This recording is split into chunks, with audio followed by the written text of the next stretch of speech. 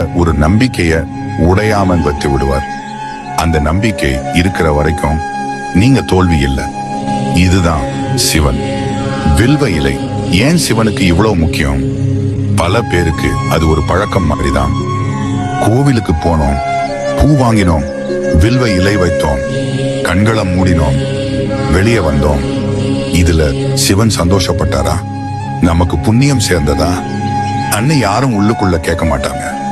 ஆனா வில்வ இலை ஒரு சடங்கு இல்ல, அது ஒரு நினைவூட்டல். வில்வ இலையில் 3 இலைகள், ஆனா ஒரே காம்பு. இந்த காட்சி சின்னதா இருந்தாலும் அதுக்குள்ள ஒரு வாழ்க்கை பாடம் இருக்கு. உடல், மனம், உயிர், இந்த 3ம் நம்ம வாழ்க்கையில எப்பவும் ஒரே திசையில இருக்குதா? இங்கதான் உண்மை ஆரம்பிக்குது. இன்னைக்கு பல பேரோட வாழ்க்கையில இந்த 3ம் மூணு திசையில ஓடிக்கிட்டே இருக்கு. உடல் வேலைக்கு போகுது, பணம் தேடுது, சோர்வடைகுது. மனம் வேற எங்கேயோ இருக்கு. பயம், போட்டி, ஒப்பீடு, எதிர்பார்ப்பு. உயிர் அமைதியா ஒரு மூலையில மௌனமா உட்கார்ந்து இதெல்லாம் பார்த்துக்கிட்டு இருக்கு. இந்த பிரிவு தான் மனிதனோட முக்கிய பிரச்சனை. சிவன் இந்த பிரிவை ஒன்னா சேர்க்க சொல்றாரு. அதுக்குத்தான் வில்வ இலை. நீங்க சிவனுக்கு வில்வ இலை வைக்கிறீங்கன்னா அது இதோ என் காணிக்கைன்னு சொல்றது இல்லை.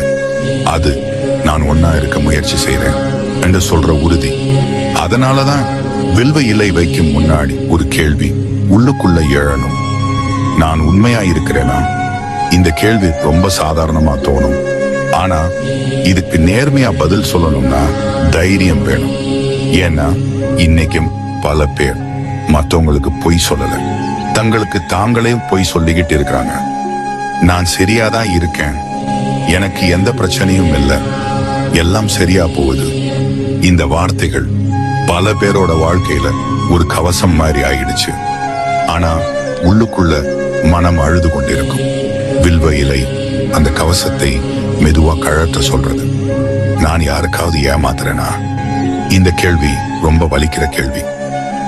ஏன்னா ஏமாற்றம் என்றது அடுத்தவனை மட்டும் இல்ல, பல சமயம் நம்ம நேரம், நம்ம உழைப்பு, நம்ம உணர்ச்சி, நம்ம உறவு, இதையெல்லாம் நாமே தவறான இடத்துல வச்சு ஏமாத்திக்கிறோம்.